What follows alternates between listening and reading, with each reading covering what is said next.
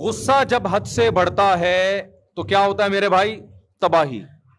حکومتی سطح پہ ہوگا، صدیوں پیچھے مسلمان چلے جائیں گے. اپنی گھریلو زندگی میں ہوگا، گھر ٹوٹتے ہیں اس سے،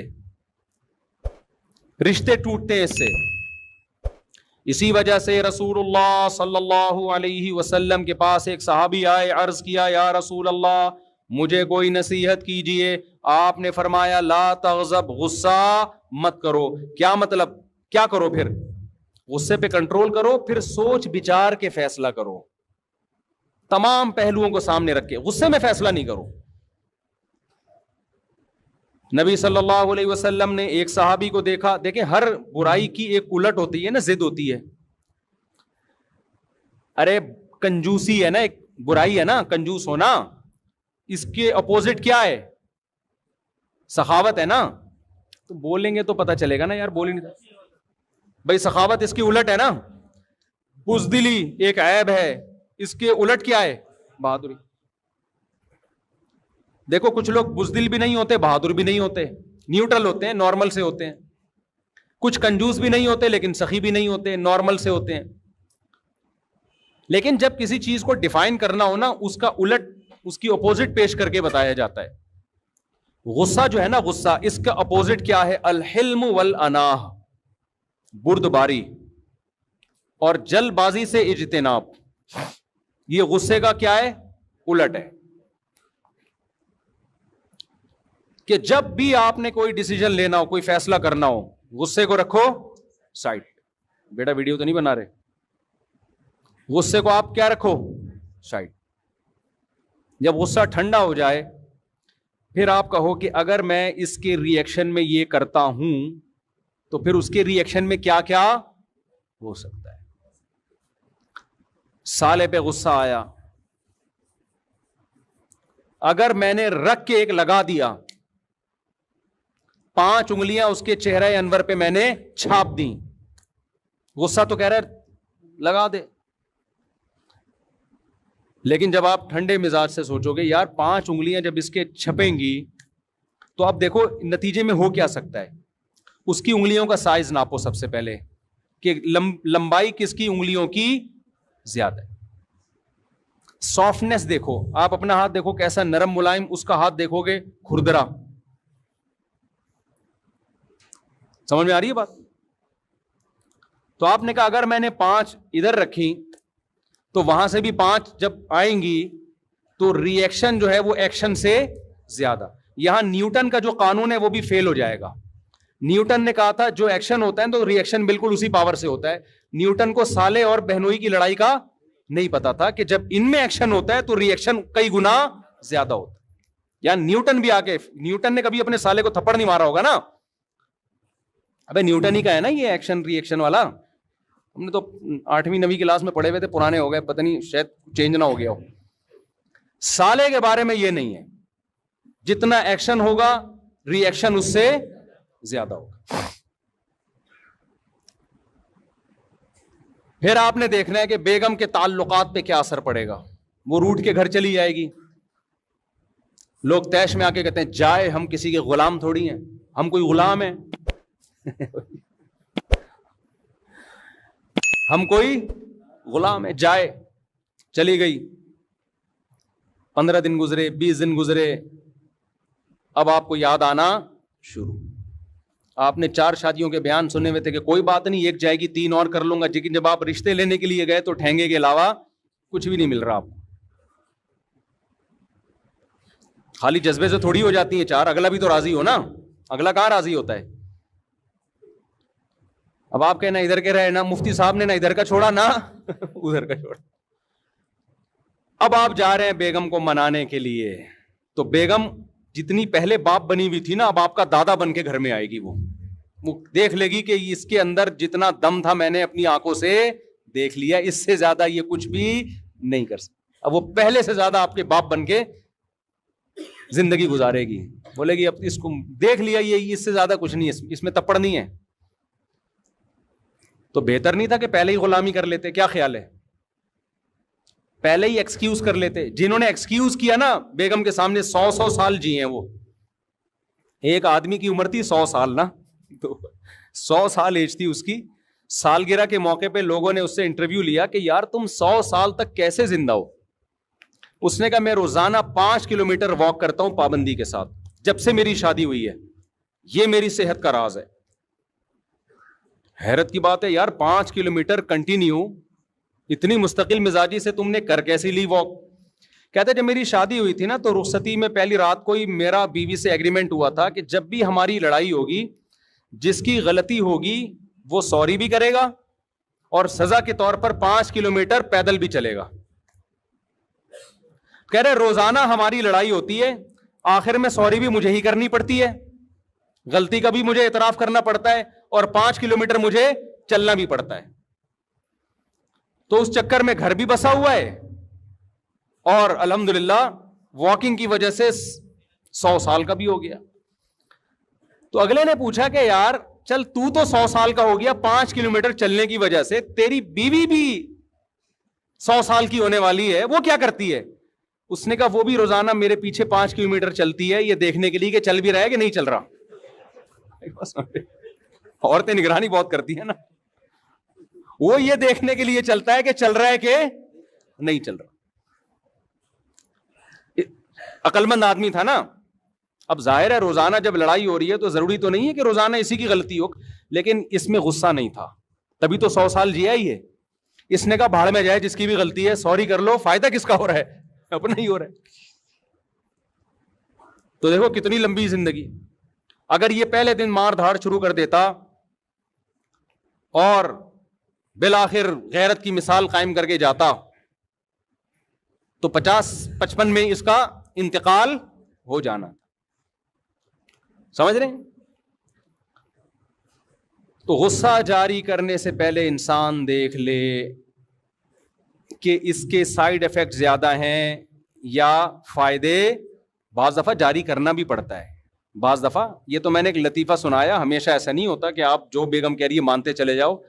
نبی صلی اللہ علیہ وسلم نے فرمایا لن یفلح قوم ولو اہم امورہم الی المرأة, بخاری کی حدیث, وہ قوم ہرگز کامیاب نہیں ہو سکتی جو اہم معاملات عورت کے سپرد کر دے. سمجھتے ہو آج مردوں نے سارے اہم فیصلے کس کے حوالے کیے ہوئے ہیں؟ خواتین کے, لیڈیز کے حوالے کیے. گھروں کی واٹ لگنی ہے, شادیوں پہ خرچہ آپ کا بے تحاشا ہونا ہے. سمجھتے ہو کہ نہیں سمجھتے؟ ہمارے گھر والوں نے, میرے بچے نے قرآن کیا, ہمارے گھر والوں نے کہا بھائی شادی ہال میں ہم نے تقریب رکھنی ہے بچے کے حفظ کی. میں نے کہا نہیں گھر میں ہی ہوگی. ہال میں بھی جائز ہے, میں نے کہا نہیں گھر میں ہی ہوگی. گھر والوں نے کہا نہیں شادی ہال میں ہو. میں نے کہا میری اب تک میری شادی ہال میں نہیں ہوئی ہے بھائی, میں کس منہ سے بچے کے قرآن کی تقریب کروں گا؟ سارے سسرال آ جائیں گے, بولے گا یار اپنی جب تو شادی کر رہا تھا اس وقت تو نے سادگی کا مظاہرہ کیا, جی شادی ہال میں نہیں گھر میں ہی ہوگا جو کچھ ہوگا, اور بچے نے حفظ کیا تو اب شادی ہال. جائز ہے شادی ہال میں بھی, شادی بھی جائز ہے اور بچے کی تقریب بھی جائز ہے. میں نے کہا گھر میں ہی ہوگا جو کچھ ہوگا. بہت ٹائٹ پھڈا ہوا, بہت زبردست. بالآخر بغداد پہ میرا قبضہ ہو گیا الحمدللہ. نہیں, میں گھر میں بہت دبا دبا رہتا ہوں, بہت ساری باتیں مان رہا ہوتا ہوں. یہ ممبر پہ تو ہر آدمی فنٹر ہوتا ہے نا, لیکن کچھ چیزیں ایسی ہوتی ہیں جہاں آ کے آپ کو ایکشن لینا پڑتا ہے کہ یہ ہوگا, ایسی کی تیسی, اس میں دو رائے نہیں ہو سکتی, یہ ایسا ہوگا بس. سمجھتے ہو؟ تو سب باتیں بیگموں کی مانا کریں, خام میں چنگیز خان بننے کی کوشش گھر میں نہ کریں. لیکن کچھ چیزیں ایسی ہوتی ہیں جہاں آ کے آپ کو فیصلہ سنانا پڑتا ہے, بھائی یہ نہیں ہو سکتا, اٹ ازنٹ پاسبل. اردو میں سمجھ میں نہ آئے تو آپ انگلش میں بول دو, بیگم یہ ممکن نہیں ہے, ایسی کی تیسی, یہ نہیں ہوگا. میں نے بتایا نا ایک آدمی نے شادی کی دبئی میں, تو اس نے اپنی ماں کو بلوا لیا کیونکہ اکلوتا بیٹا تھا. اکلوتے یہ نہیں کہ یہ بھی بڑے نقصانات ہیں, بچے پیدا ہوتے ہیں تو سب مل کے ماں کو پال لیتے ہیں آسانی سے. تو ماں کو بلا لیا, بوڑھی ماں کو اکیلا کہاں چھوڑتا وہ. بیگم کو اعتراض کہ ماں کو میرے ساتھ کیوں رکھا ہوا ہے. میں نے کہا یار ماں خدمت بہت لیتی ہوگی. کہہ رہا ہے یار بوڑھی ماں ہے, وہ تو بیچاری کو زیادہ ہوش حواس بھی نہیں ہے, خدمت بھی میں ہی کر رہا ہوں, اس کے لیے ملازم بھی رکھا ہوا ہے. میری بیگم کا کہنا ہے کہ ماں رہے گی نہیں اس گھر میں. میں نے کہا یہ مطالبہ تو دیکھو خدمت بہت لے رہی ہوگی نا, یہ تو جائز مطالبہ ہے نا. بعض دفعہ ساسیں ہر وقت ریموٹ کنٹرول کی طرح بہو کو چلا رہی ہوتی ہیں, اس کی اپنی پرسنل لائف ہی نہیں ہوتی کوئی, یہ تو ظلم ہے. اس نے کہا بھائی کچھ بھی خدمت, ملازم رکھا ہوا ہے اماں کی خدمت کے لیے, میری بیوی کو گھر کے اندر ماں برداشت ہی نہیں ہے, اور اتنا دباؤ ڈالا ہوا ہے, میں کیا کروں. میں نے کہا آپ بول دو ماں کو گھر سے میں بولو نہیں نکال, ایسی کی تیسی, جو کرنا ہے کرو تمہاری ایسی کی تیسی. میں نے کہا غصے ہونے کی ضرورت نہیں ہے, آرام سے پیپر پہ لکھ کے دے دو, بیگم it isn't possible for me to get out my mother from my house. English میں بہت زیادہ سمجھ میں کہ پڑھا لکھا میاں ہے, اب پتہ نہیں میں نے انگلش صحیح بولی غلط بولی, وہ بعد میں چیک کر لینا اس کو ڈکشنری میں. بھائی یہ نہیں ہو سکتا یار, بوڑھی ماں کو ہم چھوڑ دیں بیگم کے کہنے پر, نہ تم سے وہ خدمت لے رہی ہے, نہ اپنا آرام سے کمرے میں بیٹھی مسلے پہ, ایسا تھوڑی ہوتا ہے یار. میں نے اس کو بولا کل تمہارا بچہ بھی اسی طرح تمہیں نکال دے, کیا گزرے گی تمہارے اوپر. کہہ رہے میرے بچے رول جائیں گے اگر میری بیوی چھوڑ. میں نے کہا بچوں کی ایسی کی تیسی. آج کل تو یہ بڑا مسئلہ ہے نا, عورت کو زیادہ بوجھ ڈالو عدالت سے خلا بھی لے گی, بچے بھی لے کے مارکیٹ سے شارٹ ہو جائے گی, اور آپ ساری زندگی بچوں کے لیے رولتے رہو. میں نے کہا بچوں سے ابھی سے آپ یوں کر لو, کیا کرو, یہ والے بچے ہی کینسل ہو گئے, نئے سرے سے نئی شادی نئے بچے دوبارہ سے. کیا خیال ہے بھائی, پہلے ماں باپ ہیں, بچے بعد میں. نہیں چھوڑنا ماں کو, غیرت کے ساتھ سر اٹھا کے جیو یار. کہتے ہیں پھر بیوی, آج کل یہ بڑے مسائل ہیں نا, بیوی بدنام بہت کرے گی, دیکھو بچوں کو چھوڑ دیا اور ماں کو چھوڑ دیا. میں نے کہا یار جو بدنامی, بعض خواتین جو میرا بیان نہیں سن رہی ان کی بات کر رہا ہوں, وہ کرتی ہیں بدنام. اور ہمارا کلچر ایسا ہے کہ عورت کے دو آنسو سننے دیکھے گا تو بس اسی کی طرف چلا جائے گا, وہ تحقیق نہیں کرتا کہ یہ صحیح کہہ رہی ہے غلط کہہ رہی.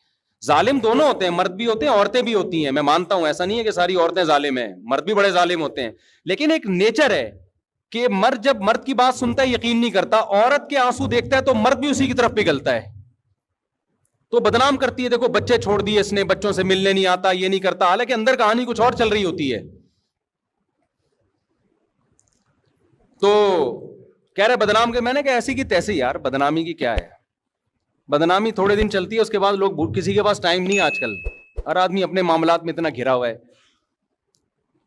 میں نے کہا یہ جو آخرت میں بدنامی ہوگی اماں کو یار اس بڑھاپے میں آپ اکیلا چھوڑ دو.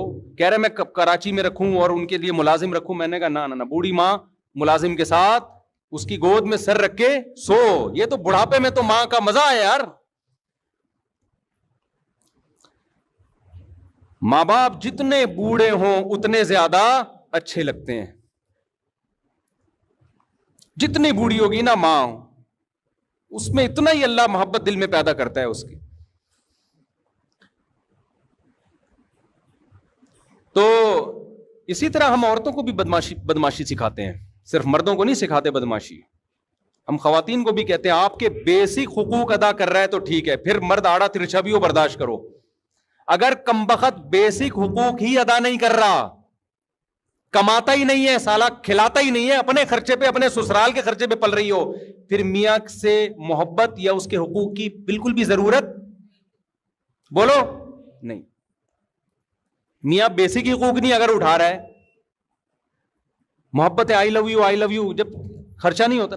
یہ جو خواتین شوہروں سے پریشان ہوتی ہے نا, یہ رومانس نہیں ہے, رومانٹک قسم کی نہیں ہے, محبت کے ساتھ, بھائی یہ سارے حقوق ادا کر رہا ہے اس لیے اس کو آئی لو یو کہنے کی ضرورت ہے نہیں.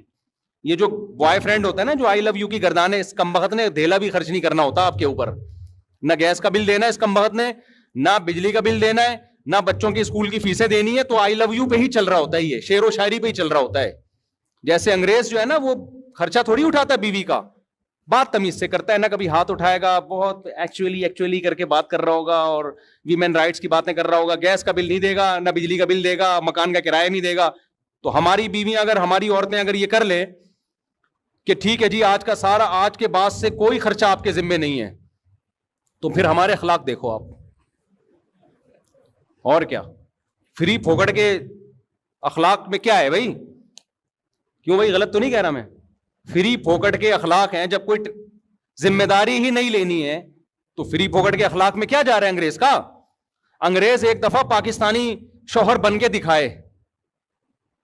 جب گیس کا بل دے گا نا, بجلی کا بل دے گا, مکان کا کرایہ دے گا, بچوں کے لیے پراپرٹی خرید رہا ہوگا کہ میں مروں گا تو بچوں کے کام آئے, ان کو اسکول لانے لے جانے کی ٹینشن اٹھا رہا ہوگا, بچیوں کی شادیوں کی ٹینشن لے رہا ہوگا, 20 مسائل ہوں گے, اپنی بیوی کو ان تمام ٹینشنوں سے آزاد کیا ہوا ہوگا.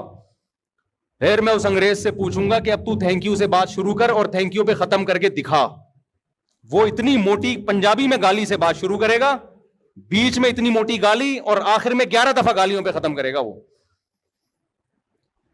تو انگریزوں کے اخلاق سے متاثر ہونے کی بالکل بھی ضرورت نہیں ہے. اور اب میں ان عورتوں سے کہتا ہوں اپنے پاکستانی اور ہندوستانی شوہروں سے بدگمان ہونے کی ضرورت نہیں ہے. یہ جتنا بھی آڑا ترشا ہے نا, ٹیڑھا میڑا اور بد اخلاق, آپ کو اس نے چھت دی ہوئی ہے, آپ کے بیسک حقوق یہ ادا کر رہا ہے. اس مکھنچو کا نام آپ کے ساتھ لگا ہوا ہے, مرسز فلاں, ٹھیک ہے نا, کہیں جاتی ہو عزت ہوتی ہے آپ کی.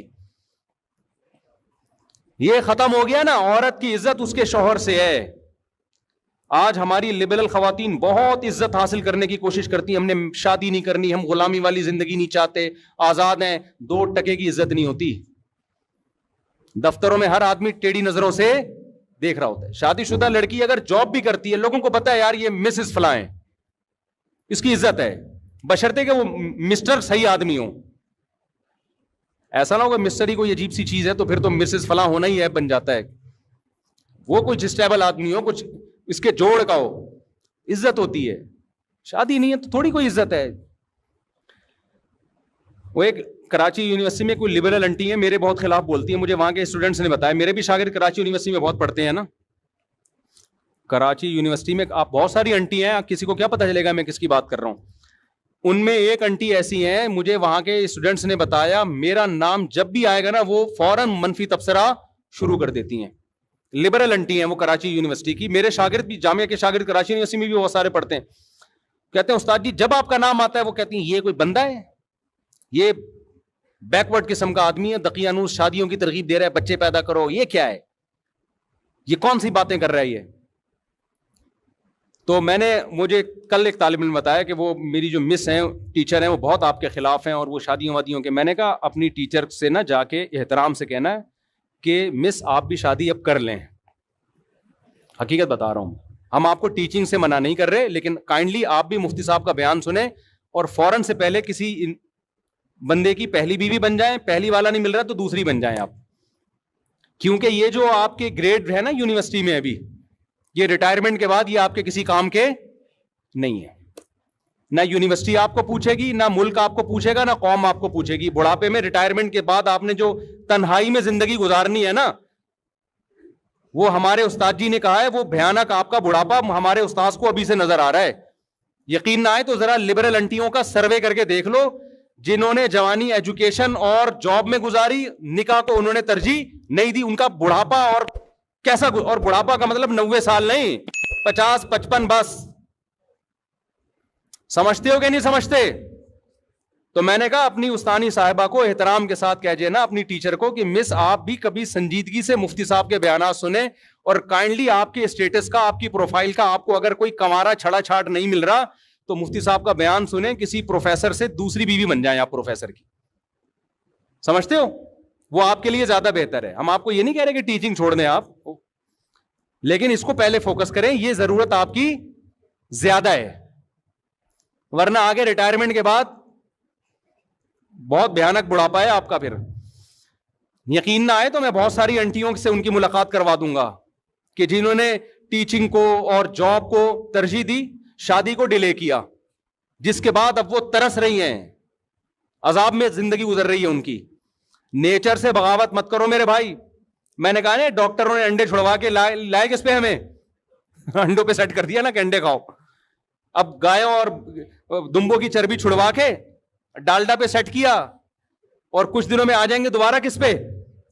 تو اسی طرح یہ جو فیملی پلاننگ کی باتیں کر رہے ہیں نا کہ عورت بچے پیدا کرنے سے کمزور ہوتی ہے, سب ڈرامے بازی ہے. یہ تو نیچر ہے عورت کی اولاد پیدا کرنا. کل انہوں نے اسی پر آنا ہے کہ عورت کی صحت کس میں ہے, نسل بڑھانے میں ہے. دیکھ لو اپنی نانیوں دادیوں کو 90 سال زندہ رہی تھیں, ان کو تو جانتی بھی نہیں تھی یہ حمل روکنا کیا ہوتا ہے. زیادہ اچھی لائف انہوں نے صحت کے حوالے سے بھی, مینٹلی بھی زیادہ اچھی لائف گزاری ہے. تو وہ یونیورسٹی کی جو ٹیچر صاحبہ ہیں, میں نے اپنے شاگرد سے کہا ان سے کہنا کہ میں آپ کو بہت ساری لبرل انٹیوں سے ملوا سکتا ہوں. ریٹائرمنٹ کے بعد دیکھو ان بیچاریوں کا حال کیا ہوتا. ہماری دادیاں نانیاں تو کچھ بھی نہیں آتا تھا ان کو, پڑھی لکھی نہیں تھی, کیسی بادشاہوں والی زندگی گزاری ہے بھائی. بہویں بھی ہیں, داماد بھی ہیں, پوتے بھی ہیں, نواسے بھی ہیں, سب نے مل کے بڑھاپے میں خدمت کی ہے. عزت بھی ملی ہے. عزت عورت کو اپنے خاندان سے ملتی ہے, باہر سے نہیں ملتی. کمپنی آپ کو جب تک عزت دے گی جب تک آپ کمپنی کے کام کی ہو. میڈم صاحبہ,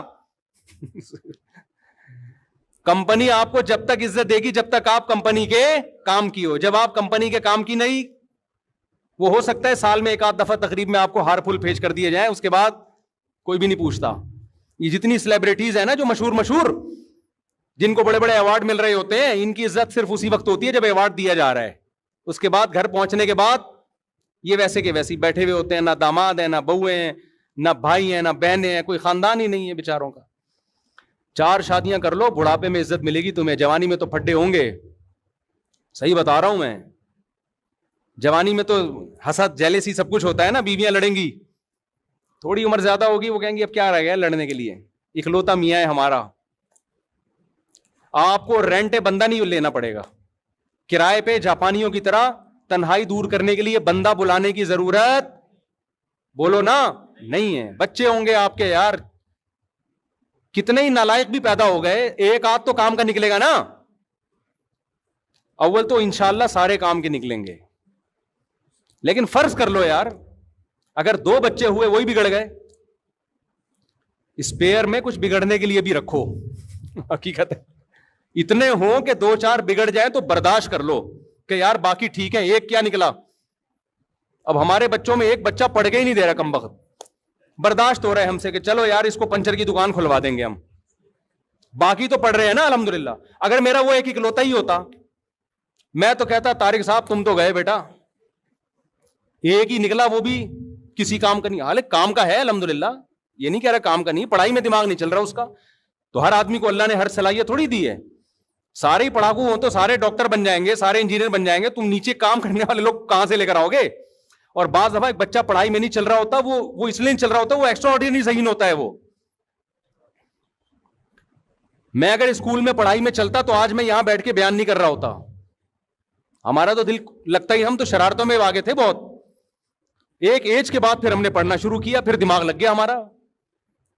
تو آپ کو تھوڑی پتا ہے اللہ آپ کے بچے کو کیا بنانا چاہتا ہے بھائی. اللہ آپ کے بچے کو کچھ اور بنانا چاہتا ہے. میرے جتنے کزن جو پڑھاکو تھے کسی کام کے نہیں ہیں, معذرت کے ساتھ میرے کوئی کزن اگر بیان سن رہے ہوں, زیادہ تر وہی کام کے ہیں جو پڑھاکو نہیں تھے. وہ کمپیوٹر پہ ٹھک ٹھک ٹھک بیٹھے, پتہ نہیں کیا کیا بن گیا یار کمپیوٹر بھی سیکھ کے نا. امریکہ کی کمپنیوں سے آرڈر پکڑنے شروع کر دیے انہوں نے. اور ایک بیٹھا ہوا ہے وہ رٹے لگا رہا ہے, از کالڈ نیوٹنز لا. آدھا قانون یاد ہے اس کو, شروع کا یاد نہیں ہے, لیکن پڑھائی کی ویلیو ہے. اب میرے بیان سن کے بعض بچے اور شرارتی ہو جاتے ہیں, پڑھیں گے تو کچھ آگے چلیں گے نا, لیکن ٹینشن لینے کا نہیں. ہمارا ایک بچہ نہیں پڑھ رہا, ٹینشن نہیں لیتا, میں دیتا ہوں اس کو, تھوڑے بہت تانے وانے دے دیتا ہوں. اچھا بس بیان ختم کر رہا ہوں, اور بہت زیادہ ہو گیا, آپ مجھے 1:20 پہ بتا دیا کریں نا. اچھا میں نے دیکھا نہیں نا آپ. تو خیر کہاں سے کہاں بات چلی گئی. تو اصل بات میں عرض کر رہا تھا کہ غصے کو میرے بھائی مارکیٹ سے کیا کرو, حتی الامکان 100% ختم نہیں ہوگا, لیکن سارے جو ہماری سوسائٹی میں فسادات پیدا ہو رہے ہیں اس کے پیچھے ہے کیا مسئلہ, غصے کا. تحمل سے بات سنو, تحمل سے جواب دو, تمام پہلوؤں پہ غور کرو, پازیٹیو نیگیٹو, اس کے بعد فیصلہ کرو. تو نبی صلی اللہ علیہ وسلم نے ایک صحابی کے چہرے پہ ان کی تعریف کی, فرمایا تمہارے اندر 2 چیزیں ایسی ہیں جو اللہ اس کے رسول کو بہت محبوب ہیں, ایک الحلم والانات, ایک بردباری اور ایک جلد بازی سے اجتناب. جب بھی تم فیصلہ کرتے ہو بہت زیادہ سوچ بچار. تو یہ اگر آپ زندگی میں یہ طریقہ اختیار کریں گے تو انشاءاللہ دنیا میں بھی کامیابی ہوگی اور آخرت میں بھی.